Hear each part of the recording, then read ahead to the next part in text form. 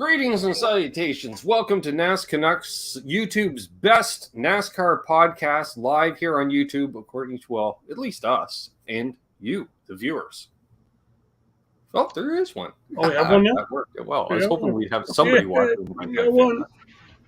I'm Ben. He's Doug. If you're watching for the first time, please subscribe. Share us around like a prom date you just don't want to tell your parents about. Sure. Dirt racing at Bristol. Both of us have a fascination and history with dirt racing. He has the fascination. I have the history. Let's go with that. Sure. Yeah. We can. Yep. Okay. So racing at Bristol, they did graduated banking this year with the dirt, which is basically mimicking the graduated banking they used to have that they ground down because it didn't work for concrete. But hey, let's try it for dirt. See if it widens out the track so it's not single lane like last year. It worked. It took all of about, 7 minutes of practice for a second lane to come in. Another 10 minutes, the third lane started getting dust off. And with the exception of weather-related, the first 5 minutes of the first heat race for the trucks and the first handful of laps of the cup race, the track was essentially perfect. Oh, yeah. Yeah. And for any of you and I have watched enough dirt races to know, like, when it started glazing over, and it glazed over in 3 spots. I was like, damn. You don't see that often. Well, and speaking of the glazed over, that black that you've seen was not asphalt because the track is concrete. That's right. I've seen, I'm done seeing that. Oh, look, they didn't put enough dirt down. They're already in the asphalt. Yeah. You find me asphalt on Bristol, and you'll find a guy that's very shocked. Yep. Yeah, because I even think the so-called black-looking area on the apron is actually painted concrete. Yep. So it was like possibly pit road is asphalt with the stalls being concrete. No, I think it's all. I think. Can't remember. Actually, I wouldn't be surprised. Actually, the pit road might be asphalt because they tried to do that for that delineation for telling if people are cheating and out of the boxes and stuff. Yeah. So Truck Series were running, Cups running.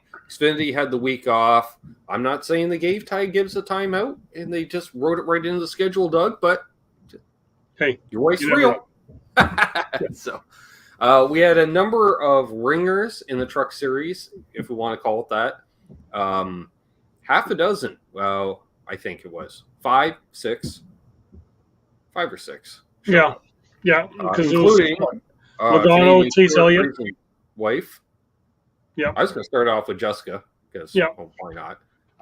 She only shows up for the dirt events, and because that's her. Actually, it's weird because they have a business that she runs, so I guess that's her day job, and then she runs dirt modifieds, and then they keep referring to Stewart's day job as dirt modifieds as opposed to trucks, which we would think would be his day job because that's more prominent series, but I think he makes more money running dirt modifieds than he does running so too. NASCAR, up your points money. Just saying. Mm-hmm. So, who else did you mention there? Chase Elliott was in the 7. Yep. Logano. Did we have both the Dylans in the trucks? No, just the one. Just Austin? Just Austin. Okay. And then... Buddy driving for KB there. Yeah. The midget racer. Yep.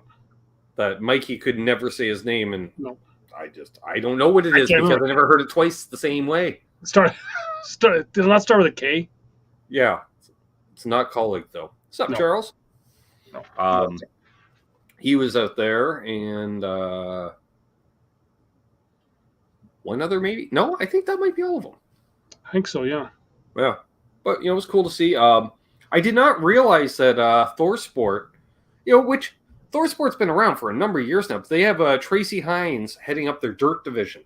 Mm-hmm. They actually have a dirt division, and Tracy Hines, who, most people know as, he did okay in the trucks for a while, and, bit of Xfinity and a handful of Cup start. Well, yeah, you also had a hell of a midget career or open wheel career in USAC in the various disciplines or formula, depending on your flavor. Which I when they mentioned, I was like, oh, that's cool. Okay. And Ryan Hocevar, who has had a pretty good weekend overall, he had Brian Clausen Deckel on bed. Is it Ryan or is it Cameron? Carson. Yes, Clinton. that's it. I don't know. Yeah. Charles Hocevar. Carson. Yeah. I got enough names messed up last night on another show. Yeah. He was saying how Clausen had shown him a lot of stuff. Yeah. Earlier on in his career and stuff, which is cool. And I gotta say, because we had kind of talked about it, and over the whole race, like Mikey never shut up about it. How Ty Majeski never raced on dirt. Where did he find out how to race so good on dirt? Oh, yeah. Okay, yeah. Go ahead. The owner that he raced for in ARCA. We've been in that shop. Yep. That shop was in that video I watched yesterday. Yeah, if you just walking into that race shop, you have knowledge of dirt. Yep. Agreed. And yeah, it was interesting. The fun fact: the former KSR race shop is now, I can't remember who the guy's name is, but they called it a lab as opposed to a shop. So they're, like a Tanner Faust, or they're probably building like, hey, here's a 4,000 horsepower diesel Volkswagen Beetle, or whatever. Yep. Like there's something going on there. Like who knows? Weird things. But yeah, definitely he may have tagged along with Schrader, but at least hey, we know they run the Illinois Mile in Springfield. Yep. So when we say KSR, it is Ken Schrader Racing. Yeah. He kind of knows a bit about dirt. Does. Man. Yep. Yeah. And Logano just was looking to get seat time and have fun. Austin Dillon has a history running dirt, so it made sense that he was going to be in a ride for that. I have seen him win a crate model dirt race before, so yes. Yep. Chase Elliott honestly has been running a lot of dirt for over a year now. Yeah. Because like I've seen videos come up on YouTube and it's 6 months old of him just turning laps in a midget and stuff. Yep. At a closed track. As much for promotional events as anything else. Like same way I get Schrader was at my local track more than once doing ride-alongs and stuff because some Canadian auto parts store is the same as Federated Auto Parts or something. Mm-hmm. Either way, they got Kenny showing up with the 2-seater whipping around Brighton Speedway. Yep. Why not? Mm-hmm. Found out the day after. Because you weren't working for the right auto parts company. I wasn't working for either of them at the time, actually. Okay. Yeah, this was like not too long ago. Like I think I was working for the vape shop type thing. Oh, okay. Yeah. Could explain it. You think my high school buddy who, now runs the track could have called a fella up and said, hey, your boy Schrader is in town. But he couldn't because then everybody would be there. You kind of have I don't want to say a record of being told something a few days before and then forgetting the day of. But hey. This is true. There is precedent. Yes. So, yeah. So I don't know. Do you like the idea of running like heat races, like a classic, say Saturday night short track? I will say I like the point system, like where it's aggregated. Like if you start at the back. Yes. Okay. You can say that. So the positions in the heat races were you pulled the pill, right? Fine.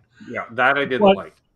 Yeah, exactly. And if you won the race, if you started on the pole and won the race,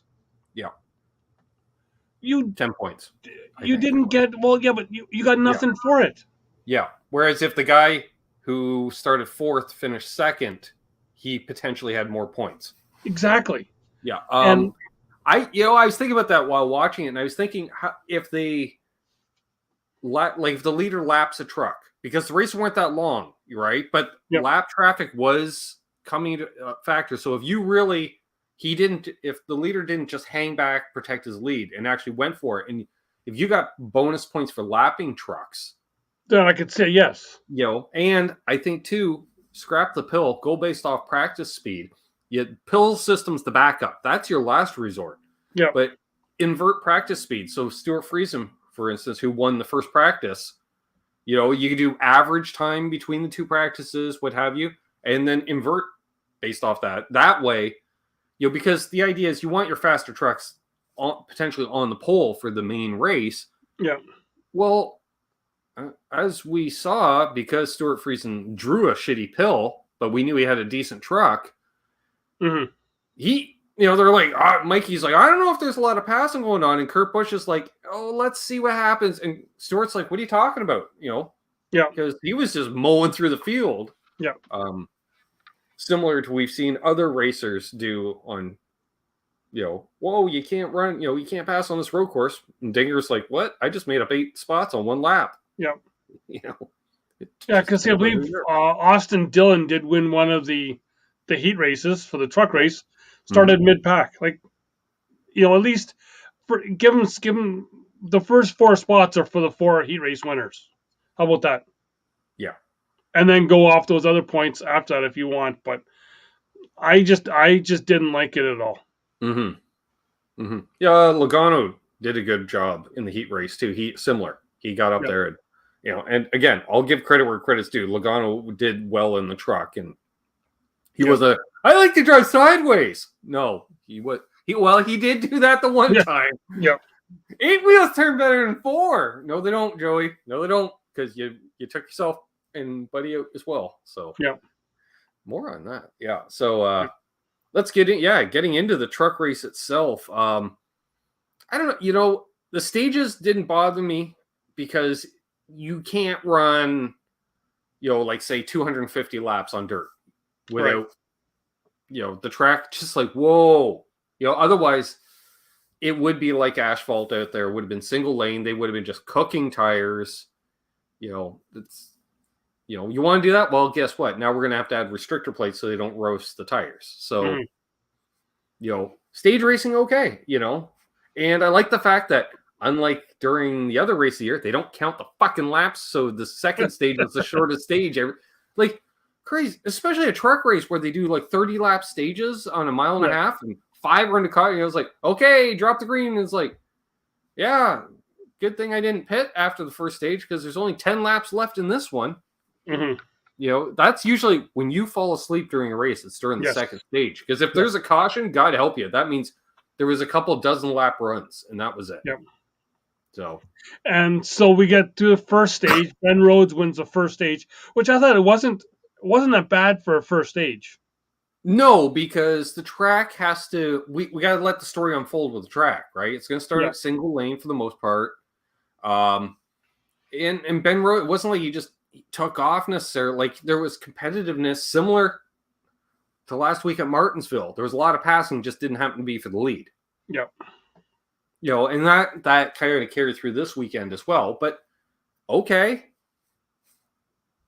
like and it was exciting racing. Was listening to some of the people comment on social media and call in. It's like they're like, the inside lane didn't have a chance on the restart. Okay. Well, guess what? If it wasn't the inside lane, you'd be saying that about the outside lane. Well, one lane is generally better than the other. Normally at Bristol, when you're on the outside, are you not better on a restart? You're getting that run off at 2. Anyway, it's the preferred line regardless. That was the thing, which I thought was when there was a quote unquote lull in the race, when they were just kind of out there running, and this was in both races, it was regular dirt or it was a regular Bristol race. They're all just rum riding around the top. Yep. Okay, and guess what? It kind of looked the same too because you had a bunch of shitty black around one lane of the speedway that nobody was touching. Yep. There you go. Yep. Yeah, but it started off as the Ben Rhodes Ty Majeski show because they were both. We've got to apparently Michael Waltrip knew one other. Apparently, Matt DiBenedetto ran dirt in Northern California growing up. only heard that about Well, 15. hey, shout out to Matt Benedetto. In his heat race, he finally got a top 10. There was only 9 trucks in his heat race, but he got a top 10. Finally. Good job, Matt. Yeah. But it was More on him interesting. later. Once again, similar to last year, and again, overall for the weekend, the dirt ringers weren't the dominant drivers per se. No. Other Not at than all. Chase Briscoe being competitive. But other than him running up front. Well, the cup race, we'll get into the cup race. It was a little different. Yeah. But Ben Rhodes, my God, he's a dirt, and we'll say again, overall for the weekend, the overall competition went up considerably over last year. For sure. We were tuning into a shit show for that, especially the trucks. The first thing, Mark Truex was like, I don't know what I'm doing, and he ended up winning it. The track was better because last year they had all rain. It was full rain, and so the track was better this year than it was last year. Yep, that's true. And I don't think the day tonight really had as much to do with it. No, as they're making it out to be. I did notice it was dusting up a bit more during the daytime practices, than during the actual races per se. And again, that's why you move it to night. You can see better at a dirt track at night. Mm-hmm. Somewhat. We've been to Dust Bowls at night too. So and as we talked, with the way Bristol's set up, there ain't no place for the dirt to go once it gets airborne. It's the wrong track to be running. You can't have that many stands around. It would be good. North Wilkesboro, not a bunch of stands all around. We could have bought tickets today. Could have. Don't know what you're going to, but you can buy tickets. More on that later. Yeah. So did Ben Rhodes? Yeah, he did. He won the second stage too. Well, because he stayed out. Right. He made a mistake. Well, yeah. Well, no. At first, according to the broadcast, they're like, oh, the strategy. Crew chief's thinking, he knows something we don't. Well, that's true with Michael Waltrip. Everybody knows something Mikey doesn't. But yeah, Ben Rhodes was supposed to pit, and he forgot to. So I'm not ignoring you right now. I'm trying to get someone else who just messaged me into watching this show. There you go. Guitar Man 45. Hey, buddy. Yeah, so Ben Rhodes stayed out and just picked up where he left off and won the second stage as well. And Adam Alexander was right on that, explaining how Ben Rhodes has never won 2 stages in a race before. And, let's see what we got going on here. That helped him with those 2 stages, but then that put him well behind for the start of 3. Yes. There was a couple of those other people went and stayed out, and we're like, okay, that was the thing to do. Because that was still a fuel run. I never did find out what the hell happened to Stuart Friesen other than being tight. But after that first run, he was great in stage 1, and then he just... Yeah, everything just kind of went to shit. Dog after that. Yeah. Yeah, it was terrible to see. So, speaking of that, kudos to him dropping his regular sponsor for the feature and getting his wife to be a spotter. And getting his wife to be a spotter to tell him what to do. Who has far more dirt experience than his regular spotter. Not even knowing who his regular spotter is, because you heard that on the one stage, I think after the first stage. She kind of told him what his line was compared to everyone else and where he should be running. Yep. Which I think that's, hey, that's normally, Doug says normally you don't listen to your wife on how to drive, but in this situation, you do. So, yeah. So then, it came down to the final laps, and if I'm not mistaken, Ben Rhodes actually won the race. Well, yeah, he kind of... Majeski was out front. Yeah. Looked like he was going to take it, and then Rhodes just kind of like... He was a dominant truck all day. He was. And so, yeah.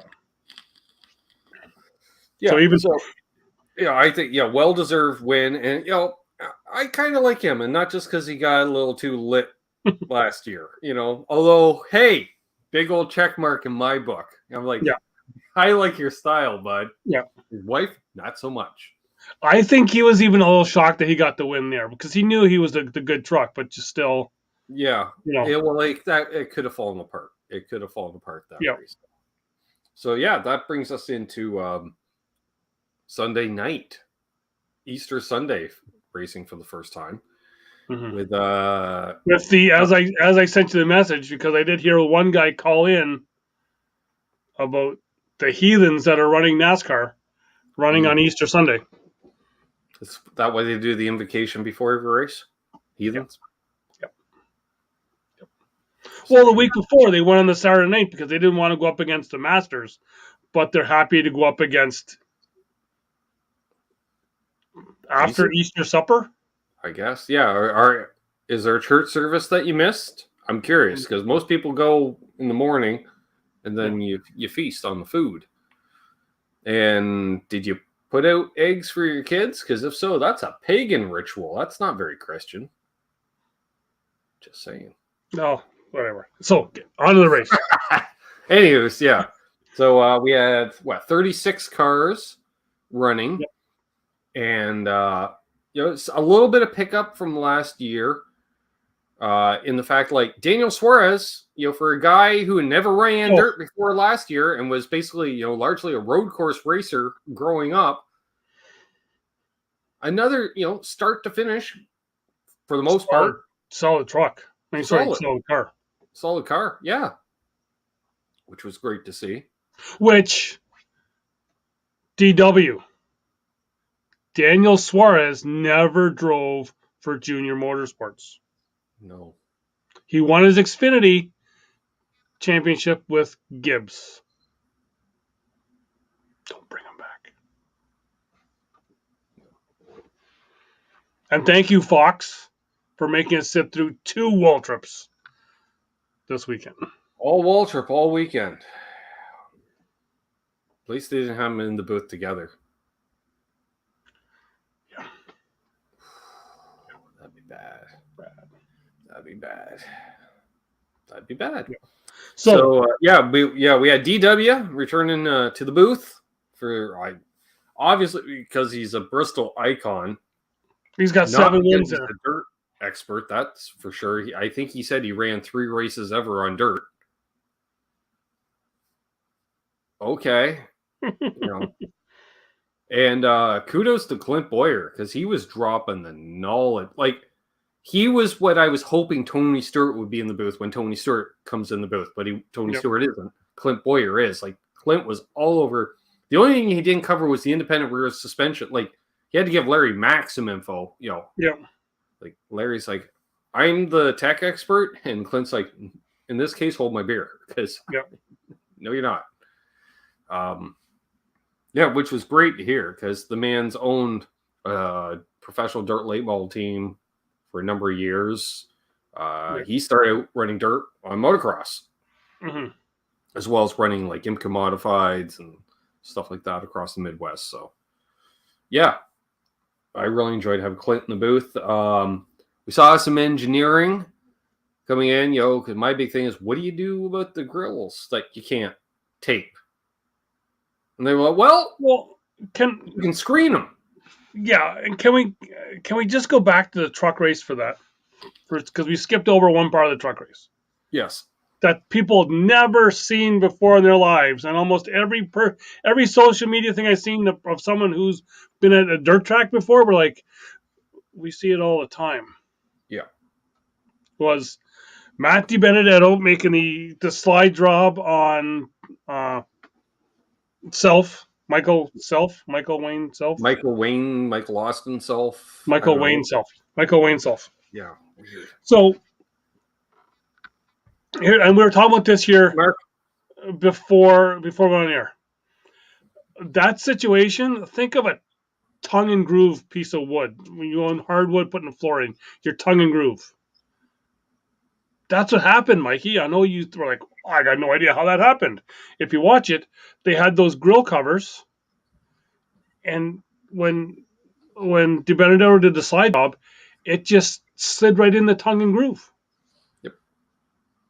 Yeah, and similar we saw in the Cup race where sliding side. If you slide into and puncture the bumper cover, you have an exposed pipe end, and that'll slide right in behind the grill. And Yep. yeah, that's where you got it. Yeah, you slide. It's like a channel Yep. lock system. Yep. Slide lock.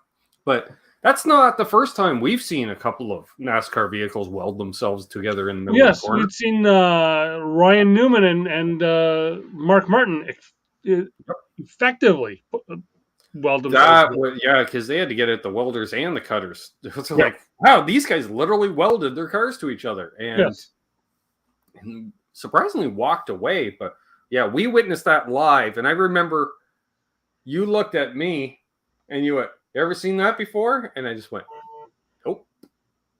And then we started snapping photos. Yeah, good to see you. I'm meeting up with Mark tomorrow. We're gonna hang out. Hopefully, he won't kick my butt at cornhole like he did last time. I'm getting better. Oh, that's good. Yeah, I got the spin in my toss now, so it's not just firing off the end of the board. But back to NASCAR. But hey, they tie in with each other. Remind me to talk about that after. I got something to talk about you about that after the show. Cool. Trying to think. So back to the Cup race. Yeah, somehow they figured Ryan Blaney has dirt experience and knowledge because of his family, even though they kept him off dirt growing up. Okay, Daryl. Because Daryl kept pushing that, and Clint's like, I don't think so, Daryl. Yeah.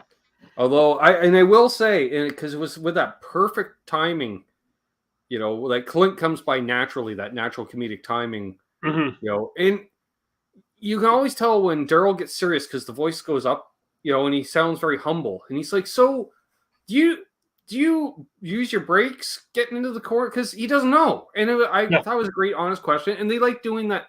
They used that 20 years ago. Remember, Daryl and Larry would dumb it down so bad in the booth. Yeah. What do you mean by tire pressure? Oh, they're not watching. Those people aren't watching. Don't worry about it. They'll figure it out. But he's like, "Hey, do you use the brakes, set the nose, or do you float it on in?" And without missing, brakes don't win races, Daryl. Yep. So we did have the half stage break. Can we call it at the start? Yeah. Well, yeah, and we should mention there was quite the weather system that they were battling. Yeah. Intermittently, like they dodged it pretty much through the truck race. All good, Mark. But yeah, it kind of bit them on into Sunday, where this is where we disagree. Doug thinks they shouldn't have watered the track at all prior to the race, and I said, "Well, you do." Well, I'm more of they were trying to manufacture the cushion instead of letting the drivers kind of do that themselves, because I guess I've seen them kind of bring out all the stuff to kind of get to fluff it up, for a lack of a better term. Yeah, using like between races, but not in the middle of something. As they're working something, now we got to make them work it again. Actually, they were fluffing after every stage. Yeah, my thing is let it go. Just let that stay in. Whatever. Let them deal with that. Nah, because it seemed like that's. Well, for me, I felt that's what was fluffing that up, and that was all caking on the grills. Yeah, but they were fluffing after every stage too. It was just the fact that they had it was just, how do you explain it? Like, you pack the top layer, and if you can pack it 3 inches deep, you're okay. And they only got it about 2 inches packed. Mm-hmm. And like I say, they should have just run in the track a little bit more, an extra 15 minutes. Probably, you know what? Maybe even 10 more parade laps. Type thing. With those guys, with that many cars out there, just when they got the wider tires now and stuff. Yeah. I don't know why they had the track packers they had. I didn't like. Usually, I prefer personally. I like when they throw a couple of dirt late model or sprint car tires on a Crown Vic and. Oh, and we've seen that at Charlotte when they're packing that track. Yeah. Yeah. Nothing. You only Nothing send the looks. narrow tire guy out initially so he doesn't get stuck because they'll slide down in, and Yeah. that's checking for depth. Yeah. But honestly, they kept up with the track. One, like they never really lost it through 2 rain delays. Oh, yes. Yes. You Yeah. know, um, I was saying call it after the second one. Like there Mm-hmm. was less than 30 laps left. Like just call it. Yeah. Let the kid have the win. And to my and, surprise, and I'm not a Tyler Reddick fan, but I have been. well, Like similar to the 24. I'm like, hey, that guy, keep an eye. and even Suarez, once it became an official race halfway through, they were like, when they talked to him after that first kind of thing, he's Yeah, like, he's like, oh no, no, let's go. we can go back out and race. I'm like, they were even saying, like, oh, it's a monsoon here. I can't see a thing. It's Yeah, it's yeah, and he done. wouldn't even play along. No. Reddick or Suarez wouldn't. Nope. They're like, nope. Yeah. Which kudos to them. Like that says a lot. And I'm trying to think who won the first and second stages even. Larson won one stage, Okay. and I can't remember. Like I kind of said to you off air, it was like I kind of remember the race, but then Yeah, the, like the I was just commentary enjoying a lot of got me so action, fired up. but I wasn't really paying attention a Yeah, whole lot. Like this guy's out front, then this guy's out front, and but and really, like we had Tyler Reddick doing well. But Suarez again, was doing well. the dirt. The guys with the most dirt experience weren't necessarily the guys running up front, with the exception Chase Briscoe. How about the run Ty Dillon had? Yeah, He was looking really good about halfway through. Austin Dillon was up there. Yep. As well. Yeah, they were doing decently, but like I say, Larson won a stage, but then he kind of fell off. Chase Elliott, I think didn't he have some mechanical issues again or something? Well, that's where I became a Cody Ware fan. Oh, right, because Elliott kind of got into him a bit, and Ware wasn't too happy with it, so Ware tried to clipped the rear end, and then Elliott's like, what's this idiot trying to do? It's like, well, right. Look in a mirror, son. True. And I do like the one thing about the dirt race, we get all the detergent companies sponsoring. Like the Tide Ride was back, and I Dylan and the Game Car, like both the GMS Petty operation went with cleaning products. Yep.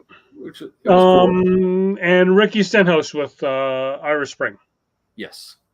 Yeah. He didn't do that great for a lot of dirt experience. Oh, like, yeah. Intermittently, they had a cool car. Because I tell you, you can tell it was able to maneuver and stuff, and they had the grill right out there. Yeah.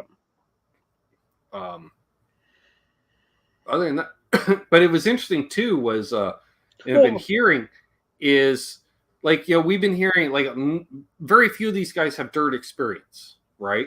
Because traditionally even there's always been one or two ex-sprint car guys kind of flirting around with NASCAR or like. Before Schrader went back to dirt racing all the time, like, well, you ran dirt. He goes, yeah, that was open wheel in my USAC days 20 years ago. It was that kind of, or Jeff Gordon.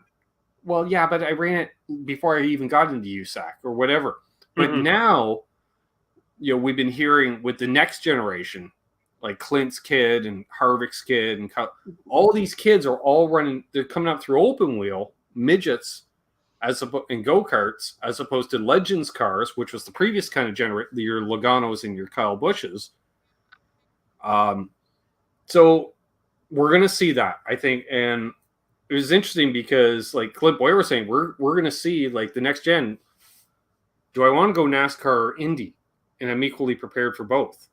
Well, on the way home here, before I hopped in, they had Christopher Bell on, and he was talking. And he was like, got a lot of dirt experience. Yeah, he was like, you know what? That he never ran a full body car on dirt, but he said compared to last year, this next gen car was like night and day with what they could do. Oh, for sure. He kind of it's like 60s technology to at least 80s. They tried to get him to talk about the windshield, and he really kind of was like, oh yeah, dirt cars normally don't have a windshield, but it's It didn't seem to be much of a factor. no, And I did notice, like, the trucks that have a bit more of a taller windshield. If you guys were running the old bug deflector out on the front of the nose, Yep. Not everybody, but a few were. Yep. Ford Sports were, because they had Tracy Hines. Yeah. You might want to run a little bug deflector. What? Trust me. Yep. Trust me. Yep. But other than that, yeah. So it came down to the end of the race. Yeah, the race looked like it was Reddick's to win. It was Reddick's to win, and Briscoe threw it in there with a Hail Mary, which I'm like, my heart was. I'm like, no, not another one of these. Yep. And Kyle Busch went, don't mind if I do. Oh, yeah. And it turned into, instantly, it went from another bumper run to shades of Coda, where the third place guy, to shades of the 75 Daytona 500 with Pearson and Petty limping across the start finish line, because Reddick damn near still won it. Well, I was going to say, kudos to him to doing the 360, and still, it was only about a 3-second. I think the difference is he did stall it, and it took that second just to refire and get going again, because there was just enough of a hesitation. And my God, he took it like a man, and he was just like, that's the way, and it wasn't, hey, where's Briscoe? And the first thing I was noticing was, Doug, is I was expecting maybe a little tension, because I don't know the history, and I know Reddick has been an aggressive driver, but not dirty. He's finished second a bunch of times now. Exactly. So he's hungry, and he's young, and and I know Briscoe's pretty young, and I see them, they're all taking their helmets off. I'm like, oh, okay. Well, and Briscoe in the past has been pretty fired up at people that have did it to him. Exactly. So it was nice to see them taking the helmets off, and then he comes over, and he's got a big smile. He's laughing. That would have had me wiping that smile off his face. I think, though, because they made contact prior to that, and you could tell Reddick wasn't looking at him with eyes of hatred. He's like, hey, I know that's one of those racing deals. As Dale Jr. pointed out, on social media, you look at Reddick's two pit crew guys behind them that you could see in the picture. Yeah, they wanted blood. Yes, they did, and they didn't get it. No. So I'm sure. And what was lost, because they had the mics there, we could kind of hear it, but it was like, I know you owe me one. I'm expecting payback. And Reddick will just file that away. How about Kyle Busch? His interview. Steps out of the car to that was great. Boots, right? Well, you know what it was? It was our conversation 3 weeks ago about social media.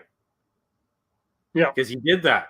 Because, he comes out and there's the rain of boos. He goes, man, I feel like Dale Earnhardt Sr. out here. And I didn't even do anything. Exactly. Yeah. And as soon as he got that win, what I thought about was on social media this week, he put out a video of him and Brexton talking, and Brexton was like, it's been 2 weeks since Brexton's won a race, and he's like, what if I never win a race again? And he's like, hey, it's been a while since I won a race. I think I'm more worried about not winning a race before you should be worrying about winning a race. And then this week, he gets the win. Yeah, and then and he did, because they started booing him more, and he just kind of did the old, yep. And then he waved the checker flag at them. That's what it was. Yeah. Which I thought, that's like the social media post. I want to race. What have you done? Yeah, well, exactly. Yeah. So, and he knows that he's like, I'm not going to win those people over. No, not at all. Not at all. And he doesn't care. They had Steve O'Donnell on this morning on the morning drive. I didn't get to hear him live. I did hear it later on. He was like, you know what? We're going back for 3. We're going back to do it again. And, with how packed the schedule is already, like, they don't have many weeks where they can take off. They had to do Easter Sunday, so if they have to do it again, they're going to do it again. Yep. And there was a bunch of people, if you're going to be doing that, we're done with NASCAR. If you're going back to dirt, you're done with NASCAR. And Easter's like a month later this year than it was last year. So we're in that weird time. And there was one lady on social media that was not happy with me when I give her one of those gifs of just someone adios, because she was never coming back to NASCAR again because they were going to race on Easter Sunday. Yeah, well, more tickets for the rest of us. Yep. And everyone's like, oh, see all those stands, see all those stands. As Dave Moody's been saying all week, ticket sales were up for Bristol Yeah, compared to over the last 10 years. They've been up. So people weren't going to that race anyway. yeah, So, exactly. We know we've seen the amount of stands torn down at tracks. yeah. That's why I kind of chuckled with the news, which, hey, leads into the segment. The news coming out of the weekend was the fact they're repaving North Wilkesboro, which I love. Marcus is really starting to take his dad's role, because Marcus was like a filtered Bruton Smith, right? You Yeah. know, a little more PC. But he's doing it, they're doing the press conference. He goes, hey, I'm repaving North Wilkesboro. What are you going to do about it, NASCAR? It's in your Yeah. court now. And NASCAR immediately is, because everyone's like, oh my God, Wilkesboro, yeah. And they're like, well, you don't have enough stands. I'm like, when's the last time you sold out a race? Maybe there is enough stands. Yeah. And let's be honest, there's enough for a truck race, they figured. Put in some of those temporary stands for the Xfinity, and do Xfinity in trucks or something. Well, there's not a cup race is not going there. Well, not only that, but everyone's like, oh, isn't Marcus Smith so wonderful? He's resurrecting North Wilkesboro. Do you not forget his dad took the race away in the first place and gave it to Texas? And the other race went up to New Hampshire? Yep. Know your history, folks. Well, and exactly. And people were calling in today to Moody when I was listening, and they were saying, you know what, take this race, move it to June or July, when you're going to have better weather at Bristol. Okay, let's go through the races in June and July. Yeah. So if we're going to do this weekend, what race are you taking out of the north that's going to run earlier in the year? New Hampshire? Yeah, we're going to freeze our nuts off in New Hampshire? No. Michigan? No. Watkins, both of which have had snow this weekend. Watkins Glen? Snow. Pocono? Snow. Okay. Which we should point out, folks, for those who aren't local to our region, I was mocking my show last night, Doug, because everyone was reporting in they had snow. And I'm like, hey, it's snowing here. I got off air. I looked outside. Yeah, there's a couple inches of snow on the ground. Yep. I did a show last night with a couple guys one guy was in South Carolina, one guy was in North Carolina. Yes. Probably no snow there. Not at all. So, yeah. So that's not going to happen. But with repaving in North Wilkesboro, and if they were to bring it, let's say they put a bunch of stands in, let's give them a race. What race track loses their date, or which track loses one of their two dates? Oh, and it's going to have to be an SMI track. And it has to be an SMI SMI that's track. the thing. Everyone's like, well, this Bristol race, keep the two Bristol concrete races and put another race on dirt. Or take a race and put it somewhere else. Okay, all those other dirt tracks are not going to take away from someone else because they're not an SMI track. Yeah, and the cost, then when you move a date, Doug, like I'm thinking for them to bring Nashville onto the calendar, for instance, they shuttered Kentucky. So now SMI is paying for that property, because you got to have some kind of maintenance performed on it, and taxes and stuff. So hey, someone else said, well, put it on a dirt track. Put it at the Charlotte dirt track. Okay, so then now you're going to complain that Charlotte has 3 races. Well, not to mention Charlotte dirt track, not enough stands. Not at all. Not even close. Especially to have it in Charlotte. You know how many people would be there for that? Exactly. Yeah, the only way no, it wouldn't. It's like maybe run the trucks there during the Roval weekend, Oh, but look at it. Charlotte isn't even a half mile. No, it's not. Right? It's like, 4 tenths or something like that? Yeah, and we've seen what kind of a shit show it is with 30 crate models, late model crates on there, right? Well, not to mention there's no pit road. Like it's a true dirt track. Yeah, Like, we're freezing the field, folks. For every, or if you get a flat, got a wave of caution so you can go outside the speedway to change your tire. So that yep, means caution laps don't count. yep. We're going to be here for 6 hours. Oh, exactly, exactly. I think that's the thing that some people forget. Yeah. Is That's why just Bristol was a good hybrid, because it's a contained thing, and it's small enough that you can physically lay down the dirt. It's not too big a track where you can run, like you can't put dirt down at Dover. yeah, Too big. Or, well, it's not too big, but it's too banked for the size. Even Richmond, you're pushing it. yeah. The old Richmond, yes. New Richmond, you're carrying too much speed through that whole front section, I think. Mm-hmm. I don't think it would work well. Yep. Not to mention, like, you can't sell a lot of rows of seats at Richmond because you're just spraying the whole front, the whole grandstand, because you're sideways that whole front stretch. And for the people that complain at Bristol that we couldn't sit down low, you don't want to sit low. No, you don't sit low, dum-dums. Yeah. What are you going to see? What are you going to see in the first 20 rows that you can't see above that? Because Do you know what you're going to see? we've set Do you lower and you actually see less. Do you know what you're going to see? A big clump of mud in your eye. That's what you're going to see. Yeah. Yeah. Not cool. No. So also news heading into Talladega, we have Dale Earnhardt Jr. in the Fox booth. Yes. So that came about. It was brought to Junior by NBC. Now they're kind of partners, but not, in the fact that they're both totally separate production facilities and everything. And they do Fox does things their way, NBC does things their way. But you see it so much in sports reporting. Like if they're both two reporters are covering the same team, for instance. Yep. They may, like not share a scoop, but hey, Doug, you work for a different newspaper, but I just want to confirm, have you heard the same thing? You're like, yeah, I'm hearing it too. Okay. Yep. You get that kind of thing. Yep. And NASCAR is one big family, let's be honest, in that respect. It's not that big an industry. Not at all.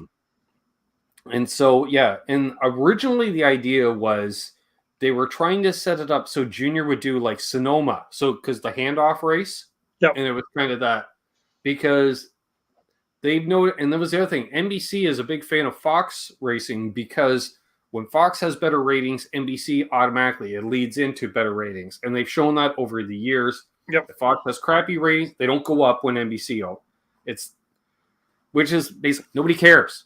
Yep. It doesn't matter who's in the booth or what channel it's on. It doesn't matter. People are going to watch regardless. And so, hey, you know a lot about Talladega. He's like, that I do. So why don't you roll on down for Talladega? And he went, okay. And he's also going to do practice and qualifying because he's going to be there anyways. Yeah. He's going to do both days instead of just Sunday. I'm looking at you, Daryl, and Chad Knaus. Mm-hmm. So, yeah, he's going to do both shows. And he's really looking forward to talking with Mike Joy because he's a historian. Like Dale for sure. And he says, and he and Clint have known each other and have been friends for years. So, yeah, he's really looking forward to it. And he may go into the infield. So, if you're in the infield at Talladega, because he has started doing that last years, we may have a report on the show next week from the infield of Talladega. We may have a guest come on here. Yes, if he's home in time. So, yeah. Other than that, I mentioned a lot last week that Jeffrey Earnhardt's going to be running the 3 in the Xfinity Series this weekend. So that's cool. We got an Earnhardt driving a 3. And other than that, I don't know about. Stuff's going to come together. Talladega is one of those tracks. Deals get put together on Tuesday to run Saturday. Yep. So, Cup is pretty much Cup. I totally forgot Noah Gragson was in the Cup race till they interviewed him during the rain delay. I'm like, oh yeah, you're in this race. Yeah. Fox, you're really concentrating on the top 20. Like, they don't even do the ticker through the whole field anymore half the Yeah. time. No. Yeah. Like, let it rotate, you know. They showed the 16 a couple of times. I didn't know who was driving it. No. I don't think they knew in the booth either because they didn't bother mentioning it. Mm-hmm. Yeah. So on that note, I don't think I got anything else. I You got got anything else? I got nothing else. All right. Who do you like in Talladega? Austin Cindric? No. Who? We haven't heard from Austin. Like, where's Austin Cindric? I haven't heard from him in like 3 weeks. But then again, as a rookie, isn't that what you want? Yeah. Right? I'm gonna look at Hamlin or Busch to repeat. Okay. I'm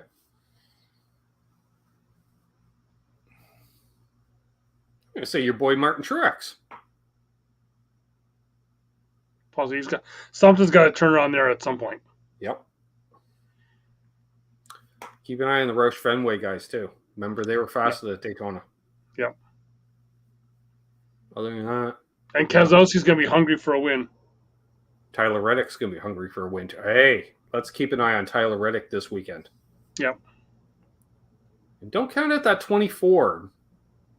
He seems to be around at the end of events. Yeah.